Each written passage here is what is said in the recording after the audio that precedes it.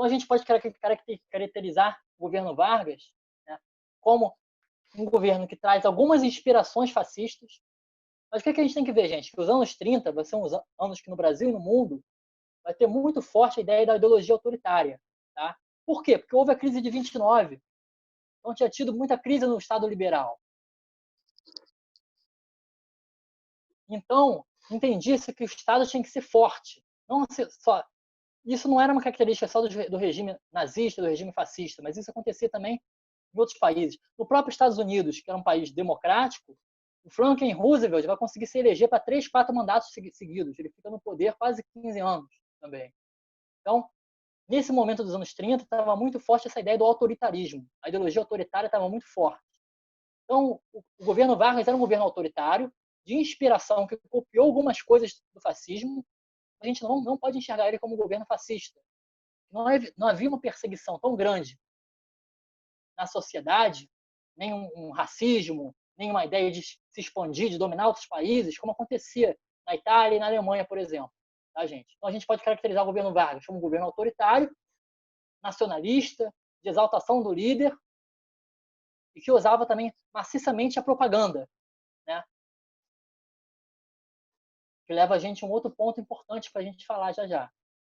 Então, em 37, no Estado Novo, ele fazia um vínculo direto de 30. Ele falava o seguinte, o discurso de Vargas era o seguinte: em 30 houve a Revolução para fazer as mudanças no Brasil. Depois houve algumas mudanças de rumo, né? Ele chama de mudança de rumo, desvios de rumo, vai acontecer em 34, segundo o discurso dele, e 37 seria a correção de rumo do que aconteceu em 30. Então ele cria um vínculo. A gente fez a Revolução em 30, e agora em 37 vamos fazer as transformações que a gente não conseguiu fazer por causa daquela Constituição democrática, por causa dos deputados, por causa dos governadores, por causa das revoltas populares, enfim, chamando todos esses de antipatriotas, de antinacionalistas, estavam atrapalhando os planos nacionalistas do governo. Então, em 1939 vai ser criado um órgão que vai ser fundamental para o governo Vargas, que vai ser o DIP, tá? Que cai bastante também em concurso, o Departamento de Imprensa e Propaganda, tá? Departamento de Imprensa e Propaganda. Então, 2 pontos principais sobre o DIP aí que a gente tem que tocar, tá? Cai bastante.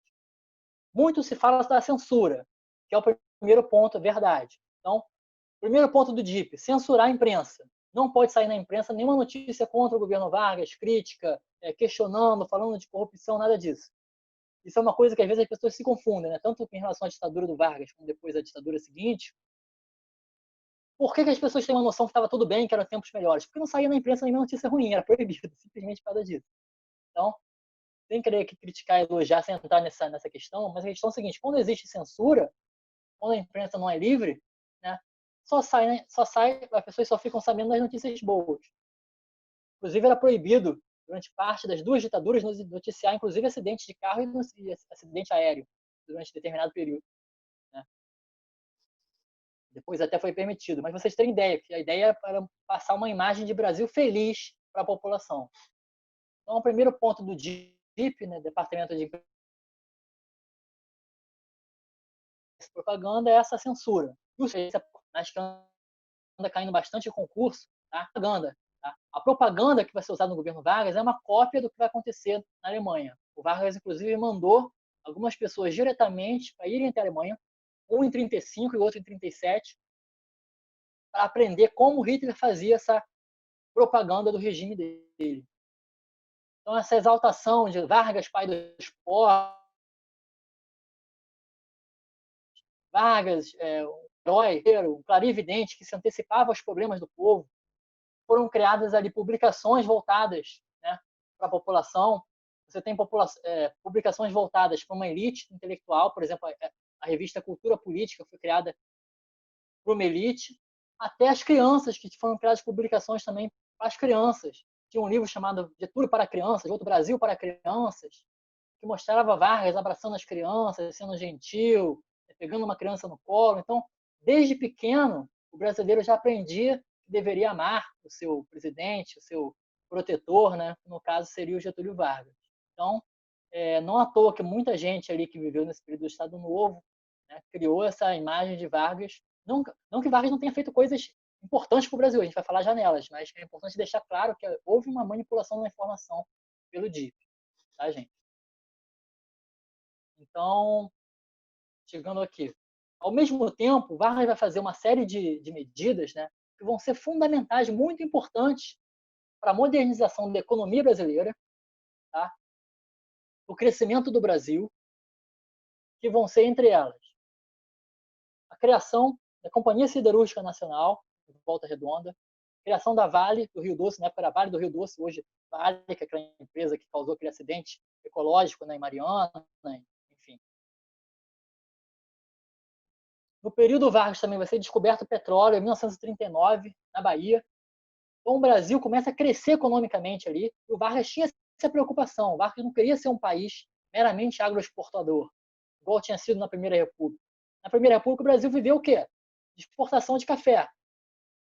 E os cafeicultores, claro, que queriam continuar no poder, queriam não dar chance para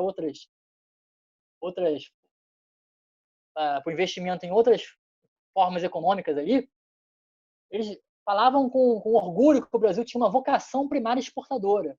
Então o Vargas pensou, eu tenho também para enfraquecer essa elite do café, né? O que é primária exportadora? Pensavam em produtos primários, né? Agricultura, para exportação. Então o Vargas pensou, tem que criar também um setor secundário no Brasil forte, principalmente a indústria de base. O Brasil já tinha uma indústria ali de substituição de importações, que eram produtos que eram importados e depois passam a ser feitos no Brasil, por exemplo, tecidos, né? Fábrica de tecidos, roupas para as pessoas usarem. Mas o Vargas pensa, eu tenho que criar uma base para ter uma indústria mais forte. Então, eu tenho que ter uma indústria de aço, uma indústria de ferro, uma indústria de minério, para poder ter esse material para construir eletrodomésticos, por exemplo, outras formas, para crescer a indústria brasileira. Então, o Vargas investe pesado aí nessa questão do desenvolvimento econômico do Brasil. É muito importante, é fundamental o Estado Novo. Ao mesmo tempo, o Vargas também tinha uma preocupação de integração do território nacional. Então, é lançado no Estado Novo a ideia da marcha para o oeste, que era o quê? A ocupação do território brasileiro, ocupação da Amazônia, controle da Amazônia, controle do território. Que havia um medo de que outros países tomassem o território brasileiro, né, invadissem, ou tomassem as riquezas nacionais, ou até que o Brasil não aproveitasse as riquezas nacionais que tinha. Então, houve, por exemplo, um acordo econômico com os Estados Unidos e teve um novo ciclo da borracha nos anos 40. Trabalhadores foram para a Amazônia, né?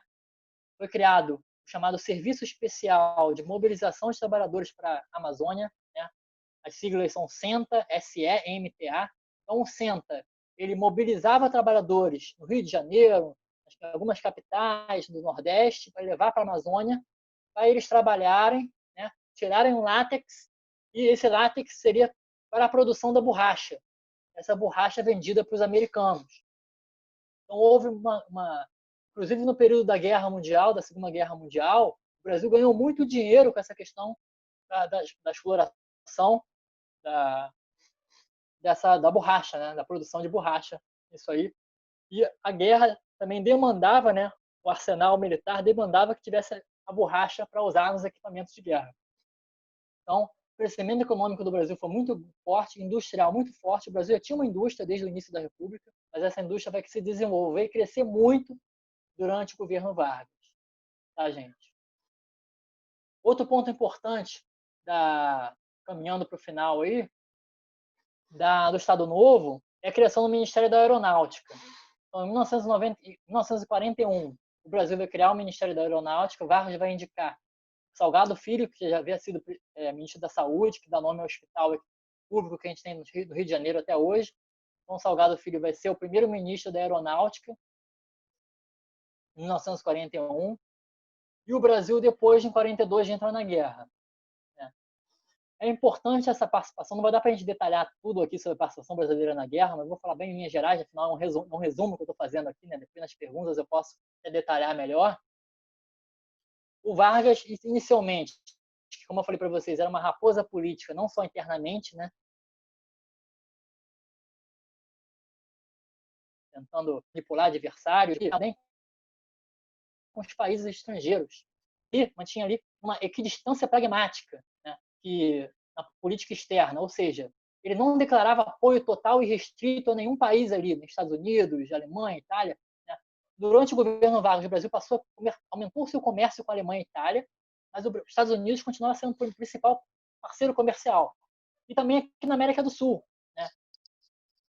Houve o desenvolvimento desse comércio. Vargas queria que o Brasil comercializasse com o maior número de países possível, justamente para não depender unicamente de um país só. Então, quando começou a Segunda Guerra Mundial, em 1939, o Brasil se manteve neutro. Essa neutralidade. Parte do governo, alguns homens do governo Vargas eram a favor dos americanos, dos Estados Unidos, e parte, principalmente os que tinham uma face ali fascista, tinham uma ligação maior em relação à Alemanha e Itália. O que vai acontecer é que Vargas fica ali em cima do muro, até que em 41, né, vai acontecer. Em 42 o Brasil entra na guerra, né, muito em razão dos ataques que vão acontecer em Pearl Harbor, né, um ataque japonês contra a base americana de Pearl Harbor. Os Estados Unidos entram na guerra, cobra a solidariedade dos países da América em relação a ele, e o Brasil faz um grande acordo com os americanos ajudam na construção de Volta Redonda, da Companhia Siderúrgica Nacional, para o Brasil ter o aço para a produção de sua indústria. Em troca, o Brasil faz uma série de acordos, inclusive cede uma base militar no Rio Grande do Norte, né? Que naquela época, ali em 42, havia um medo de que a guerra viesse para o sul ali da África, chegasse inclusive nas Américas. Então, uma base ali no Rio Grande do Norte era um dos pontos mais próximos a se viajar da América do Sul para as Américas e para a Europa. Foi fundamental. Os Estados Unidos botou homens, botou um arsenal militar ali na base no Rio Grande do Norte, aqui no Brasil, em Natal, né, na capital Natal. Então, Vargas soube utilizar a guerra também para negociar com os americanos e conseguir um ganho econômico para o Brasil. O que acontece é o seguinte, né, uma pergunta que eu até usei como exemplo no início, e agora a gente usa de novo para a gente fechar isso aqui. A entrada do Brasil na guerra, por um lado, garantiu ao Vargas mais alguns anos de apoio popular forte. Por outro lado, quando o Brasil entra na guerra ao lado dos aliados, contra os países fascistas, foi meio que um atestado de morte, né, assinado em relação ao Estado Novo. Então o Vargas já percebeu ali, a partir do momento que ele entra na guerra, o Brasil manda a FEB, né, a Força Expedicionária Brasileira, 25 mil homens brasileiros participam da guerra. O Brasil teve uma participação importante, embora parte deles apenas tenha entrado em campo de batalha, houve treinamento e tudo. Então o Brasil, quando entra nessa guerra, Vargas entra na guerra, ele já estava ciente que o Estado Novo caminhava para o seu fim a curto prazo ou a médio prazo. E em 43 começa isso aí caminhar, né? A oposição, depois de vários anos exilada, calada, reprimida, a oposição lança um manifesto contra o governo Vargas de 43, é o chamado Manifesto dos Mineiros. Grande parte dos signatários, das pessoas que assinaram, eram políticos importantes de Minas Gerais, né? Cobrando democracia, cobrando como é que o Brasil estava entrando numa guerra ao lado de países democráticos, digamos assim, né? Porque os Estados Unidos vendeu a guerra como uma guerra da democracia contra o fascismo. Então, esse Manifesto dos Mineiros, políticos aqui do Brasil, questionavam a ditadura do Estado Novo diante como é que o Brasil estava nessa questão paradoxal, uma ditadura no Brasil, mas ao mesmo tempo apoiando os aliados contra os países fascistas. E isso vai se desenrolando. Em 45 termina a guerra. Primeiro em abril termina a guerra no fronte europeu, né?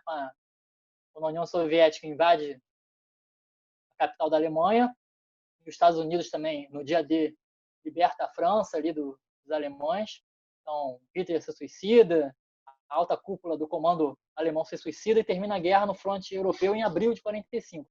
E alguns meses depois, né, 4 meses depois, termina a guerra na Ásia, com a bomba atômica as bombas atômicas, né, nas cidades de Hiroshima e Nagasaki, e termina a guerra. E o ano de 45, né, o Vargas acaba libertando os presos políticos por decreto. Todos eles são libertados, comunistas, os integralistas que haviam feito a revolta em 38 contra o Vargas também foram libertados.